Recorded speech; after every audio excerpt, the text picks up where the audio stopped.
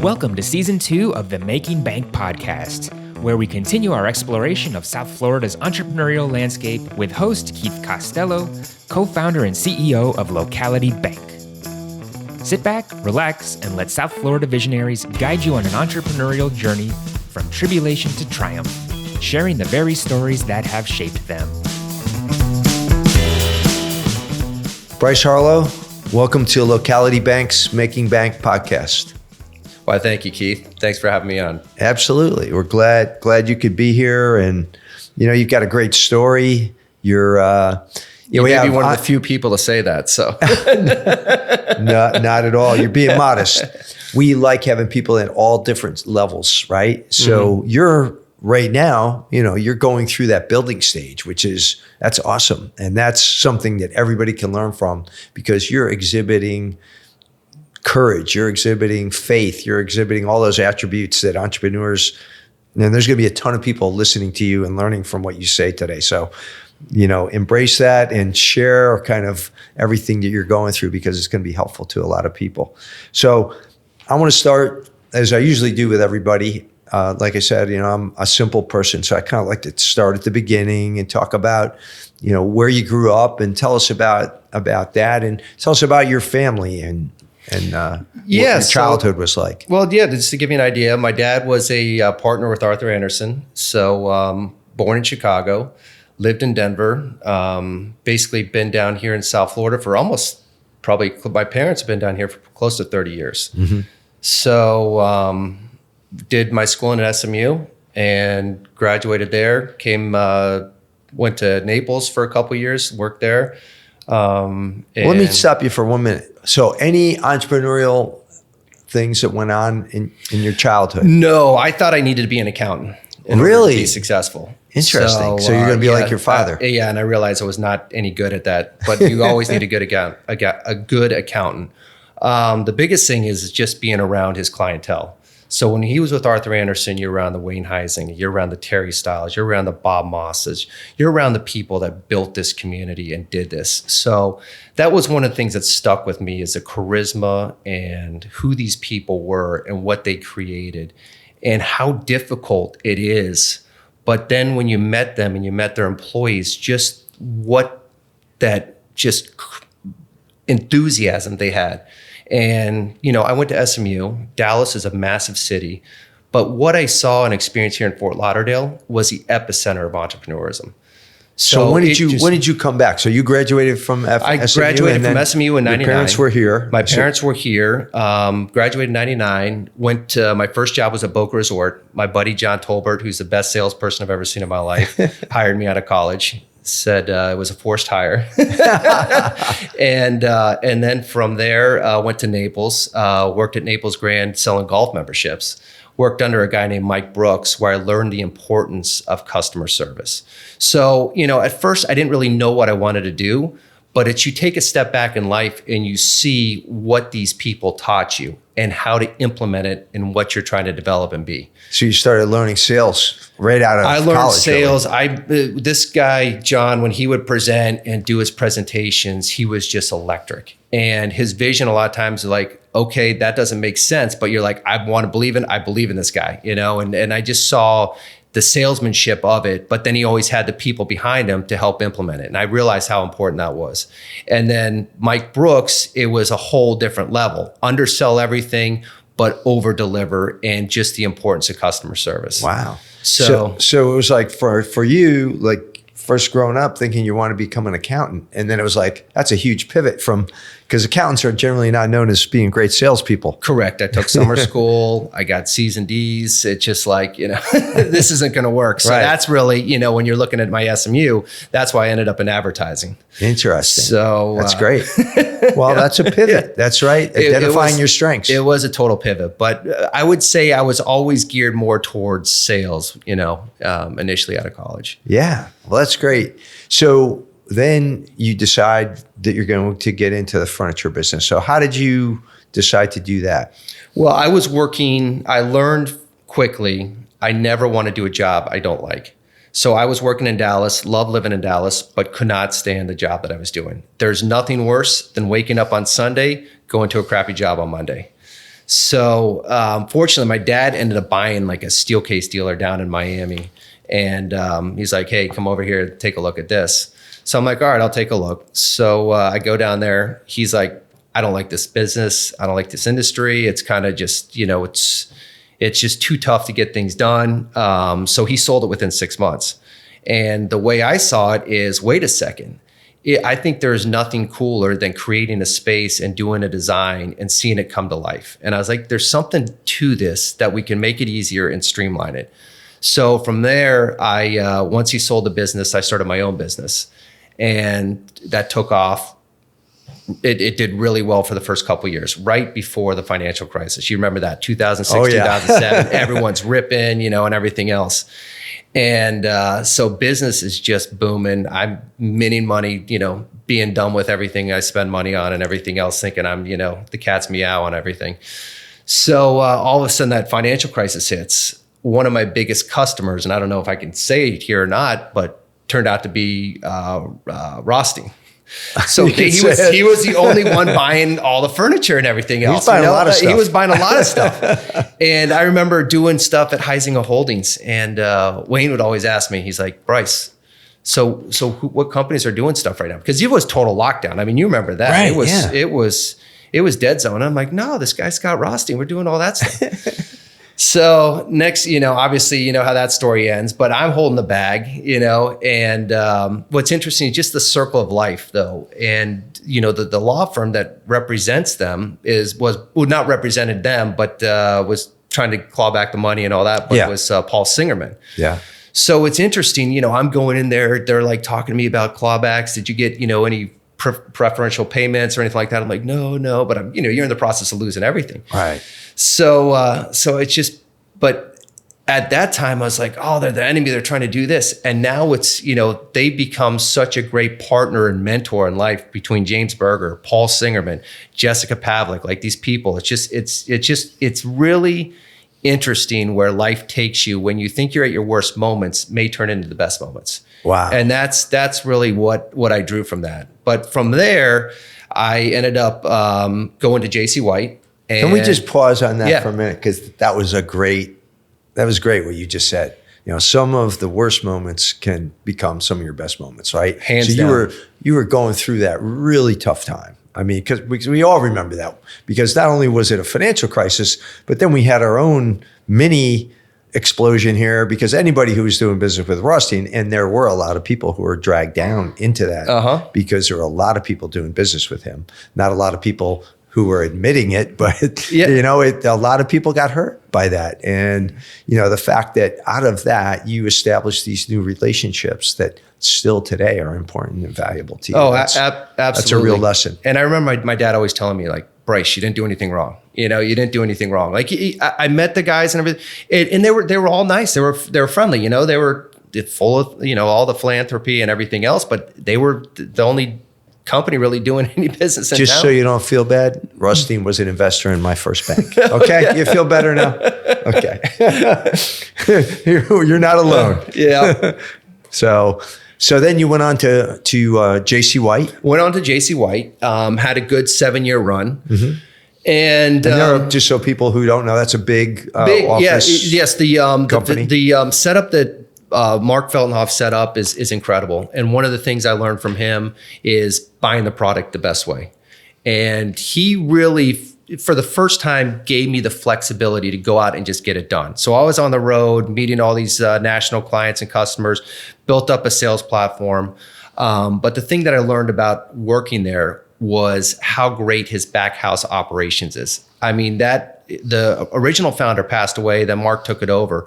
But that place it ran, no matter who was really running it. I mean, he still had to be hands-on, but some of the operations people that I know he's not happy with that are working with us now are just salt of the earth, incredible people. Like, you just get humbled by, there's just people aren't learning the trades on how to do some of these things now as what they used to in the past, it seems like. Interesting. So you were there 7 years, JC White. Yep, I was there for 7 years. And then after, I didn't feel I was accomplishing anything. One of the things that my dad did is he put me around these people at a young age, these just people that were just doers. I played golf with Jack Welch, met Lou Gershner, played golf with Rush Limbaugh, played golf with Dan Quayle, at the Floridian, these member guests. My dad always dragged me around. So I was always around these people that are just, did it. And I'm like, well, am I really doing it? Is this really what I want to do? I just didn't feel fulfilled. So from there, I decided, all right, I'm going to build the best ergonomic chair out there. And we're going to go kick Herman Aaron's ass, because that thing's been out forever. You ruin your clothes and all that. So I just remember deciding to do that. And I looked at one of my key employees that's been with me probably for 15 years. And I said, hey, Lindsay, this is what I'm going to do. Does this sound like a good idea? She's like, what took you so long? So that was pretty amazing, seeing people that, hey, we're just going to pick up all of our stuff. You got your health benefits, your 401ks and all that stuff. And we're going to go and do this thing on a whim that's not driving any revenue. So that stuck. And then a lot of my big customers right away, they're like, it's about time, you start something else. So that's probably where the lights went off, where I didn't believe in myself, in myself enough at that time, where it's just like, no, you need to take the leap. This is, what you should be doing. Wow. So let me ask you one question about that, because there's probably a lot of people out there who feel the same way, right? Who are listening, that they maybe don't have enough confidence in themselves to just go and do it. What got you over that fear? I was always, and this is not a knock against my parents or anything like that, but negative criticism. If you don't graduate college, high school, you're not going to go to college. You don't graduate college, you're not going to get a job. You always had that negative criticism. So I think what you realize is, you're your own person, and you've got to figure out what your passion is. School was never my passion. I didn't really see that. I never thought I'd be in design or technology, because I'm not good at either one of those. But for some reason, we have this solution that is something that's really revolutionizes the industry. But I have this team of incredible designers, incredible operators. So I just feel right now it's about finding the best talent and bringing them in and kind of leading them a little bit, but then just getting out of the way. So, when it comes to our operating systems and doing the things, I really truly believe that I'm surrounded by all entrepreneurs. They're the ones that say, Bryce, that idea is kind of out there. I don't really agree with it, but they're the ones that figure it out. Mm-hmm. So that's kind of, how I would say our work environment and culture is. And from there, it's just, really skyrocketed. And, next thing you know, you're getting resumes coming in, top talent. People want a piece of what you're trying to provide for clients and customers. So you had to leave a job and start something. Mm-hmm. And you were saying, so you were a little hesitant to do it though. Was there some, what kind of got you over that hump? Was it the people? Is that what you're? It was, yes, the people.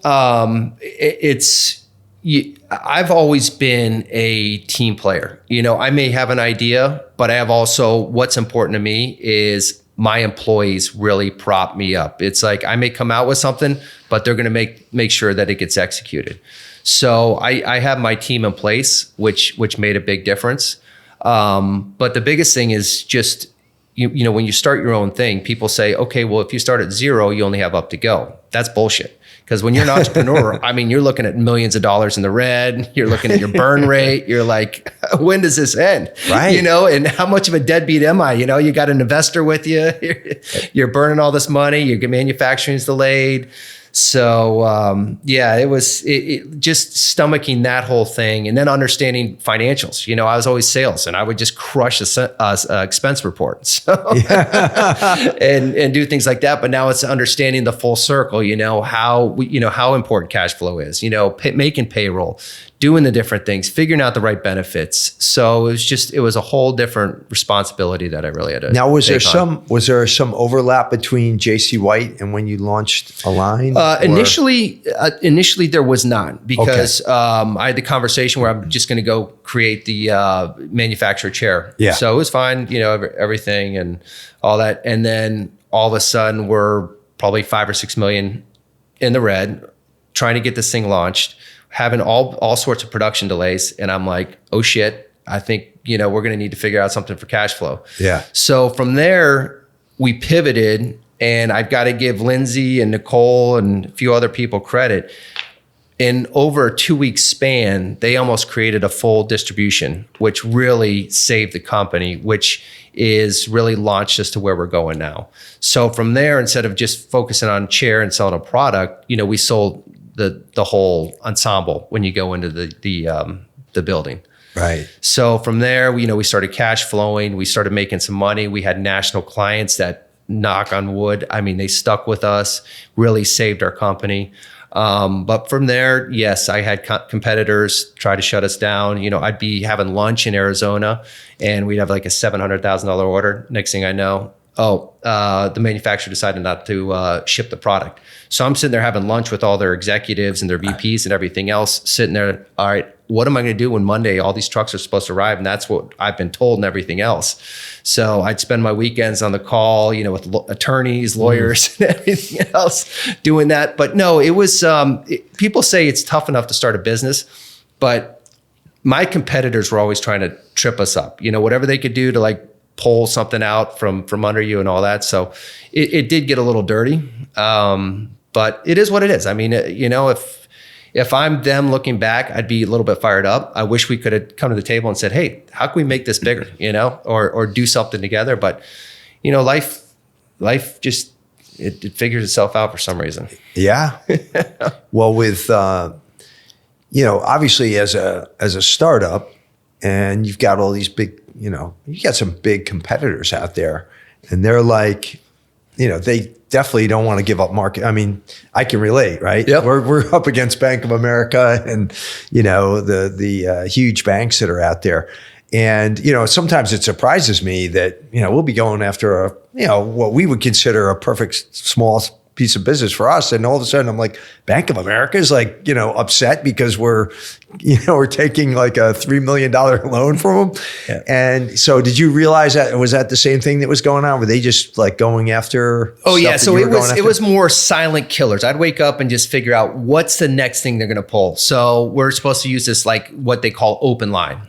Next thing you know, every single distributor is open to them except the line one. So basically what a lot of the competitors were doing, hey, if you do business with them, you're being shut out of this. Wow. So it was, we were on our last leg. And fortunately, that's when I met H&I and All Steel. And they took a chance on us. And really in 2020, and that's just when things really just went upwards. That's awesome. Talk about 2020 too, because, obviously with COVID, people were not going to the office. So what kind of an effect did that have for your business? I had no idea. I'm so used to taking chances and, dealing with the lows and just saying what's next, we doubled down. Our revenue dried up and our expenses went through the roof, but I brought in software engineers to create our tech platform. And then we hired a lot more designers. And then we spent a ton of money on our build out at the Victoriana building, which has been a phenomenal ROI. Yeah, that building's beautiful. We've been to your office space. It is, it's great. And what's been crazy is all of our national clients, a lot of times they fly down and they have their meetings there. I have a tough enough time trying to get local employees sometimes to come there, but they're taking flights. We just had this group, this private equity group staffing company come in and they had people from 6 different states fly in. So it's been phenomenal that way. Cool. Just taking that chance, but the return on investment was great. But that 2020 was a massive bloodbath on the financial side.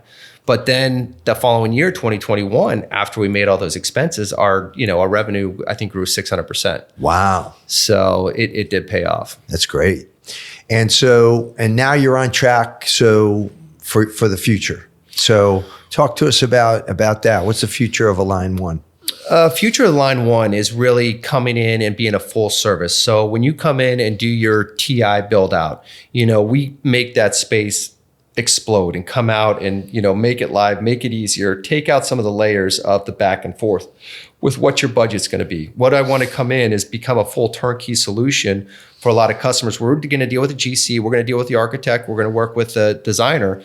But we can pretty much give you 70% of what your build out needs to be. So when locality wants to do 100 branches, you're going to be talking to us And instead of you having to have 10 to 15 different people in your real estate department, you'll have one or two that can manage all the different locations. So that's how robust what we're doing on the technology side. So not only what we do on the front end side, which our designers are absolutely spectacular, but it's the back end side that we're really going to make a difference. And our biggest thing too, Keith, and I can't keep harping enough, is finding that last 10%. You know, Amazon always had that problem. How do we get that last mile? How do we do that last mile? Our biggest issue right now is that last 10%. We do so well at the front, but when we have a punch item, we have a return, or we have to get back out there for the one-off. It's like, how do we make that better? So one of the things is we're going to have to, vertically integrate. We're going to make a big investment in a warehouse. We're hoping to, get something that's 20 to 30,000 square feet, bring in a full-time crew of 15 employees. And we're hiring right now about another 8 to 9 project managers and lead installers. That's awesome. So that's interesting. So you went from starting a business before the pandemic, then, really kind of crashing and I remember, I remember that business that you had. Yeah. And then going to work for JC White and then redoing it. And now you're back in business again. And it's great to see that success happening, right all over again. Yeah, no, it's been an interesting journey, but what's been different now, and I've always known, I've never realized the power, is the strength of your employees and your bench. I mean, I've never been more proud of my team, but also the relationship with our customers. Like I can't say that, oh, by the way, that customer's a pain in the ass. Our customers, they're our partners. And it's amazing how they really pull us forward in a big way. The clients and clientele that we have, and you would have said really it was 2020 that we started the distribution and technology side that we have, I would be blown away to say, where we're at in 2023. Awesome. And in terms of your team and recruit, you talk about your team and the great people. How have you recruited these people? Because that's something every entrepreneur's got to be able to do, is recruit talent. Well, it is. But what's crazy, Keith, is the word of mouth. The resumes are coming in, the phone calls. So we're not really even having to, use headhunters. We do use Jody Moore with MSI. But for the most part, it's just like, we're having these top salespeople come in and they want to see it. And one of the problems that we have is our team in some ways is so far advanced, it's tough that we got to figure out how we can get some people trained and do it. So that's probably our biggest issue right now, is how busy we are, is bringing in some of the younger generation and other certain employees that we can get them up to speed to where our current employees are at this point. Well, I've met some of your team and super impressive people that you have, I have to say. Oh, thank you. Yeah, you've done a great job with them. So do you want to talk a little about financing and those types of things, or? Well, Keith, I mean, you saved us on financing. So, I mean, you returning my taxes when you're coming out of your doctor's office and everything else. Like it's just humbling, and as I was saying, it's amazing having different partners, in Moss Construction. We have this lady, Diane, she's helped us with our tech platform. Hey, this is what clients and customers want to see. Our client BC, the same thing that they do. And it's just, it's really cool because they help give you the feedback to improve your business. That's awesome. So, and the relationships that you've built here and that your family's built are probably really important to you. It is. Yeah, it is. And, I don't know who I heard. Maybe it was Noodleberg or someone, but it's the thing I think he said about Heisinger's legend or Terry Stiles.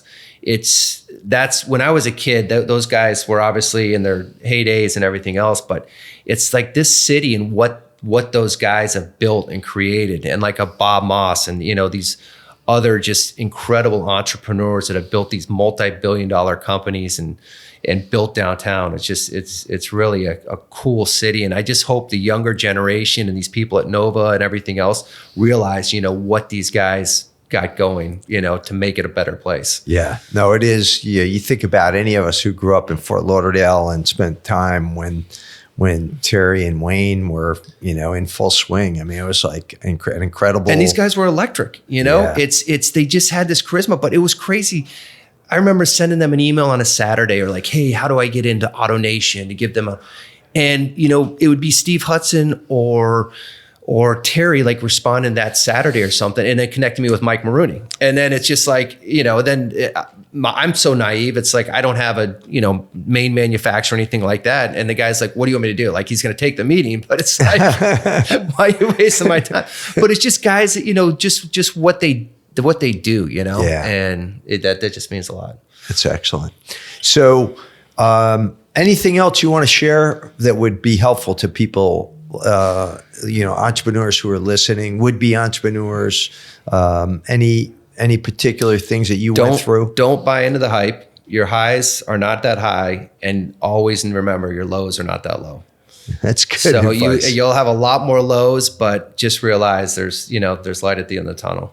That's excellent advice, really, to anybody. So, well, thank you, Bryce, for sharing, your journey, and you're on your journey. We're expecting. We're on our journey together. We are. We're part of that journey, and so we're looking to see great things come out of Align One, and I'm sure you're going to do it. No, I appreciate it. So Absolutely. Thanks, Keith. So let's go through the lightning round now. We're gonna ask you and these are just quick answers. Yep. So, what's your favorite book? Shoe Dog. Oh, nice. Have you read that book? I have. Phil Knight, 16 years in the desert trying to build up Nike. Wasn't even a full-time employee for like 7 or 8 years. The amount of times Adidas and Asics and the rest of them were trying to shut him down. That guy was a baller. So, right? Similar story to yours, right? They're all trying to stop him. And former accountant. I mean, I was never an accountant, but I mean, you grew up around. It's one. incredible. Yeah.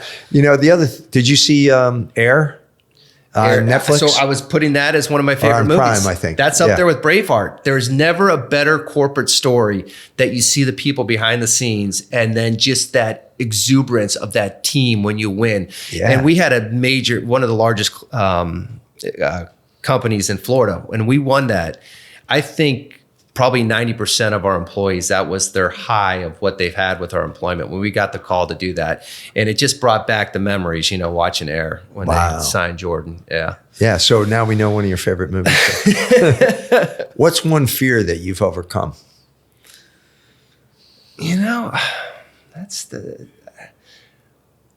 I think I've always put myself in uncomfortable situations, and I don't know if I really have a fear.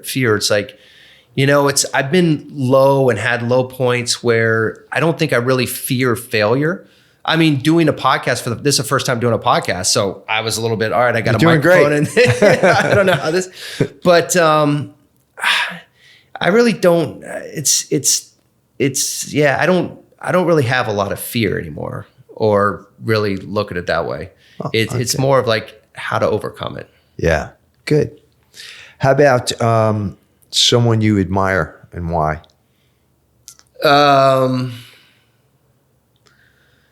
There's a gentleman named Tom Gilbertson. Opened up a bunch of restaurants. He's 81 years old. You want to he is salt of the earth, gives you the best life advice.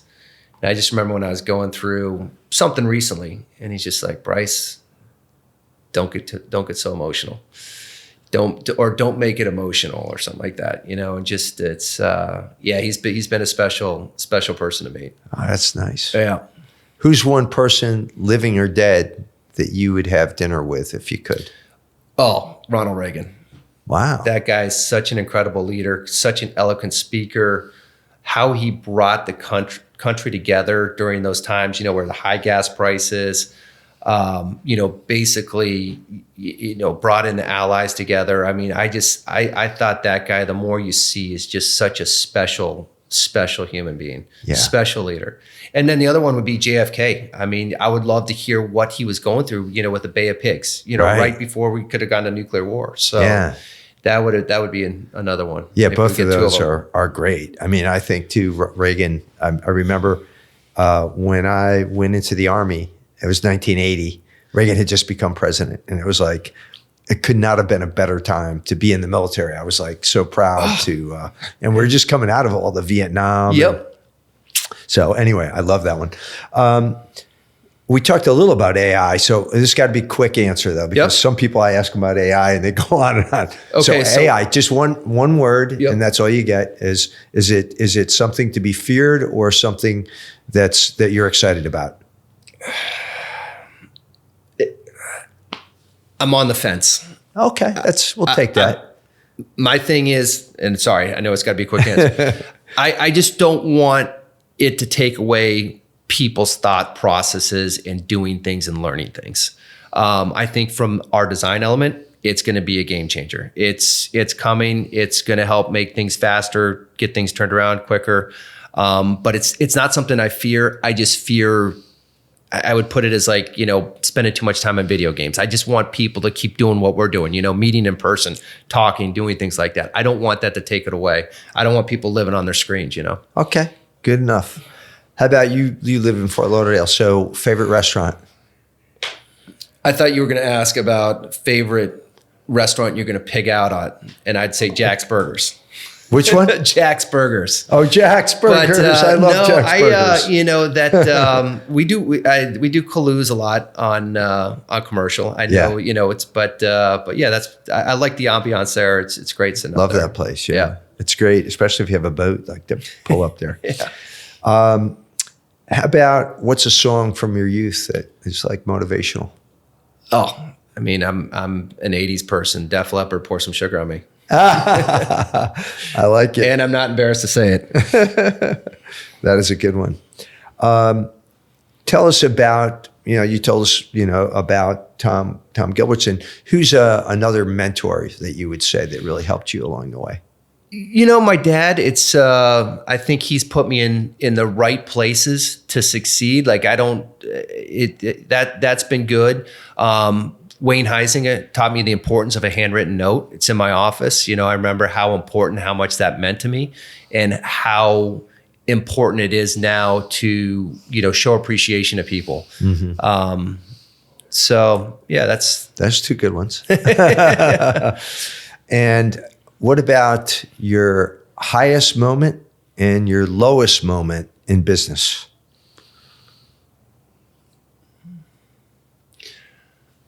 Highest moment was probably getting the phone call that we won this certain customer. That had to be the highest. The lowest was losing a multi-million-dollar massive project in Naples. But through that failure that we lost and cost us probably $250,000, $300,000, I realized, hey, I never want to sell it like that again. I want to go to market differently. So no longer are we ever going to be that company. It's like, oh, I can sell you that chair for $5 less. That's not how we do it. So in that loss and that devastation, that's what really transformed and created what our technology platform is, which is a proprietary software that we created.